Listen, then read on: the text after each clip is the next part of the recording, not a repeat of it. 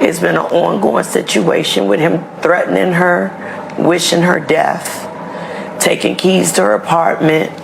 We've had to pay to change locks. And at this point, my daughter has lupus. Both of her kidneys weren't working.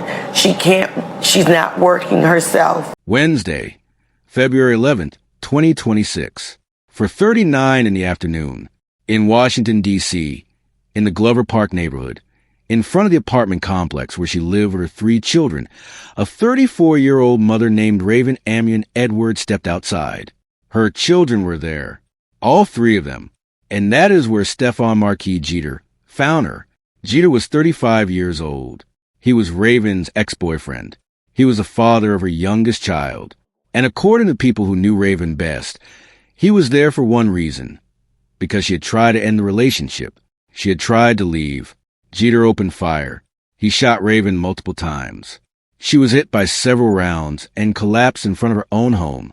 DC Fire and EMS responded and fought to save her life. Every measure they had was used. It was not enough. Rayven Amuan Edwards was pronounced dead at the scene. She was 34 years old. But Jeter was not done. Rayven's 10-year-old daughter, Royal, was also shot. She was hit in the arm. Royal, a child who, by every account from the people who loved Rayven, had always stood up for her mother, was taken to a nearby hospital with non-life-threatening injuries. An 8-year-old boy, another one of Rayven's children, was at the scene. He was not physically injured, but he saw everything. And then Jeter grabbed the youngest, a 3-year-old boy named Million, the son he shared with Rayven, put him in his black pickup truck and drove away. 3 children.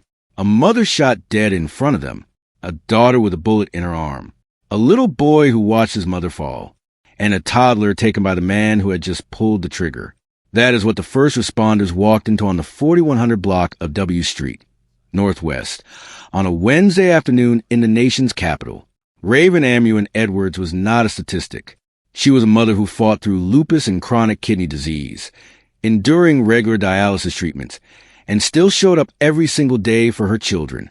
She was a daughter, a sister, an aunt, a friend, and the people who knew her say she lit up every room she walked into.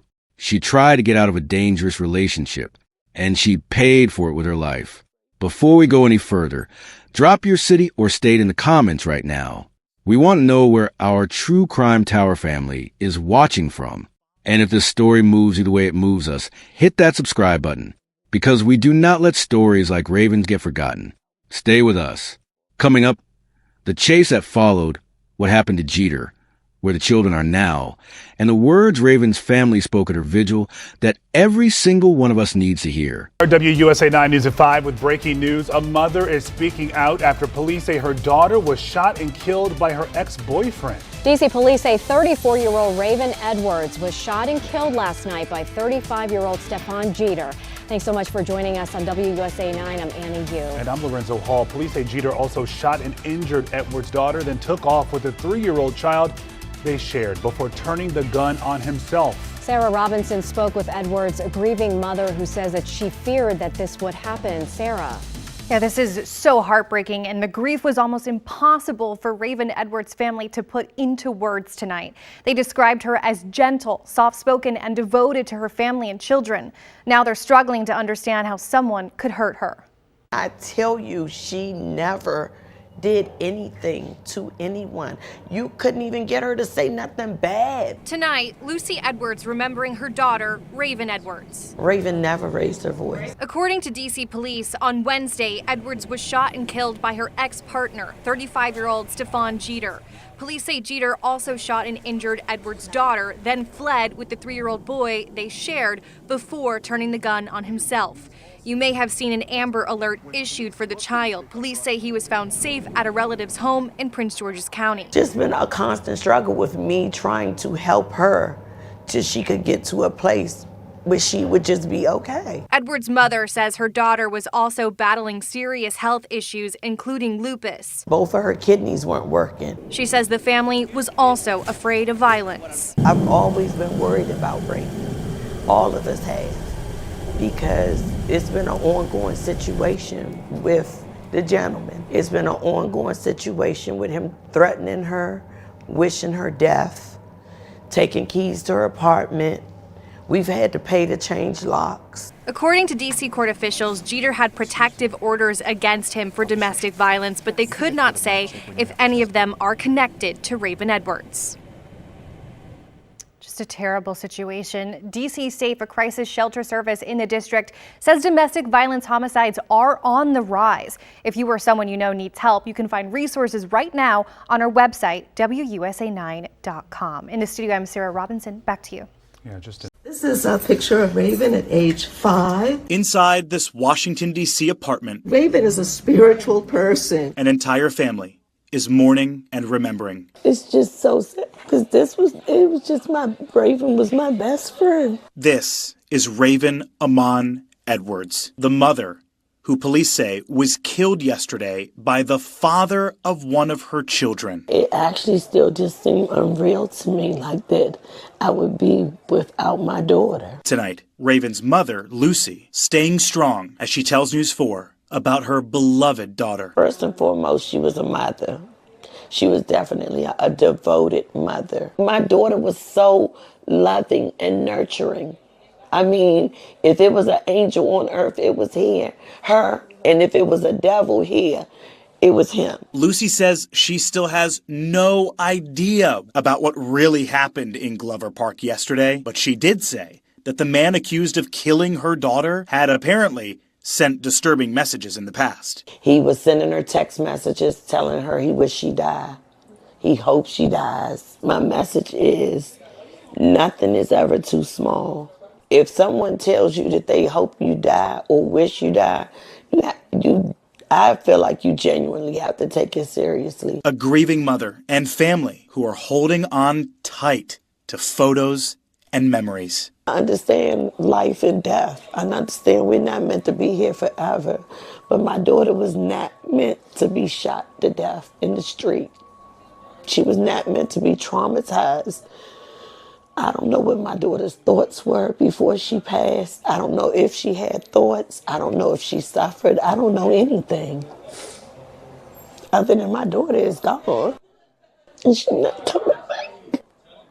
I mean, how can you not feel for that family? Just to give you an idea of the type of mother Rayven was, I'm told she also suffered from lupus, but would work any job she could, like DoorDash, for example, to provide for her 3 kids. By the way, guys, her 10-year-old daughter, who was also shot in this terrible ordeal yesterday, she is now back home with family. After shooting Rayven and her daughter and driving away with the couple's 3-year-old son, Million, Stefan Jeter headed out of Washington, D.C. in his black pickup truck. Metropolitan Police detectives moved quickly. Within minutes, they had identified Jeter as the suspect, issued an Amber Alert for Little Million, and put out an urgent search for that truck. Less than 2 hours after Rayven was killed, Prince George's County Police flagged Jeter's vehicle at approximately 6:30 that evening. A pursuit followed, first into Maryland, then back across the line into southeast Washington, D.C. The truck crashed at the intersection of 30th Street and Nash Place in southeast D.C. When officers approached the vehicle, they found Stefan Jeter inside. He was dead from a self-inflicted gunshot wound. The 3-year-old boy, Million, was not in the truck. Jeter had left him, before the crash, before the pursuit ended, with a family member in Prince George's County. Officers located Million there, safe and physically unharmed. He was reunited with family that night. In the days following the shooting, the D.C. U.S. Attorney's Office confirmed that Stefan Marquis Jeter had an extensive criminal history, including a prior federal conviction for conspiring to traffic firearms into the District of Columbia. He was a man with a documented history of putting illegal guns into a city. And on February 11, 2026, he used one to kill the mother of his child, in front of her children, because she tried to walk away from him. Rayven's mother, Lucy Minnick, told reporters that Jeter targeted Royal, Rayven's 10-year-old daughter, specifically because Royal had always stood up for her mother, a 10-year-old child, shot because she defended her mom. Rayven Amuan Edwards was 34 years old. She had 3 children, Royal, age 10, an 8-year-old son, and Million, age 3. All 3 were present the day she was killed. What most people did not know until after her death was the weight Rayven had been carrying every single day. She lived with lupus and chronic kidney disease. She underwent regular dialysis treatments. Her illness was severe enough that no insurance provider would cover her for a life insurance policy, meaning when she was gone, she left behind nothing to protect her children financially, not because she did not care, but because her body had been fighting a battle long before Jeter ever showed up. And through all of it, the dialysis, the pain, the exhaustion, the abusive relationship, she put her children first. Every day, her mother wrote in the GoFundMe launched after her death that every ounce of strength Rayven had went into making sure her children were safe, cared for, and loved. Royal, her 10-year-old daughter who was shot that day, had recently been diagnosed with autism. She was back in the hospital the Monday after the shooting for follow-up care. By the time of the vigil, her family said she was doing okay. She was there at the vigil honoring her mother. Millian, the 3-year-old, had his own medical history, having suffered severe esophageal damage as a toddler that required prolonged hospitalization. His grandmother, Yvonne Lucy Edwards, launched a GoFundMe and stated she had not seen Millian since the night of the shooting, and that she would be using funds to pursue legal fees to obtain custody or visitation rights. By the time the campaign was reported on, it had raised more than $29,000 of its $100,000 goal from community members, neighbors, and strangers across the country who read Rayven's story and could not look away. Drop a comment right now and tell us, what do you think needs to change to protect women and children from this kind of violence? And if you want to support Rayven's children directly, the GoFundMe is still active. We will put the link in the description below. Every share of this video keeps Rayven's story alive. On Monday, February 16th, family and friends gather at Park Crest Gardens Apartments, the building where Rayven had lived with her children, for a vigil in her honor. Purple and white balloons filled the courtyard. Her brother Rayven Edwards stood before the crowd, fighting back tears. He said Rayven had been the one who was going to keep their family together. And then he said something that stayed with everyone there, that even in death, she was still doing exactly that. She was bringing them together. Her sister Rayven Edwards said that Rayven had been like a second mother to the people around her for a long time. Her aunt Kathy Lawton spoke about Rayven's quiet strength, the kind that does not announce itself, but is felt by everyone in the room. She described Rayven's maternal energy and said she had taken great care every day to protect her children. She said Rayven was the kind of person who smiled with her eyes, that her light was powerful. D.C. Interim Police Chief Jeffrey Carroll, who had spoken at the scene the night Rayven was killed, said publicly, "This is one of the most tragic circumstances I have ever seen. An entire family is destroyed through the acts of an individual. Our hearts go out to the entire family that is involved in this." The family said from the start that they wanted the vigil to serve two purposes: to honor Rayven's memory and to raise awareness about domestic violence. Because what happened to Rayven was not random. It was the outcome of a pattern. And they wanted people to see it clearly. Rayven Amuan Edwards tried to leave. That is the fact at the center of this entire case. She recognized that her relationship with Stefan Jeter was dangerous. She tried to end it. And according to her family, that decision, the right decision, the brave decision, is what cost her life. This is not an isolated story. Across the country, women in abusive relationships face the highest risk of being killed not when they stay, but when they try to go. The moment of leaving or attempting to leave is often the most dangerous moment. Rayven's story is a devastating example of exactly that reality. 3 children lost their mother that afternoon. Royal, who was shot because she stood up for her mom, is now recovering, physically and from a trauma number 10-year-old should ever carry. An 8-year-old boy watched his mother be murdered in front of him, and a 3-year-old boy named Millian was taken from the scene by the man who pulled the trigger and is now at the center of a custody fight that his grandmother is waging to bring him home. Rayven did not have a safety net. Her illness had taken that from her. She had no life insurance. She was raising her children largely on her own while managing dialysis treatments that would have stopped most people cold. She kept going anyway. For them, the people who loved her do not want her remembered only by the way she died. Her aunt said it plainly at that vigil.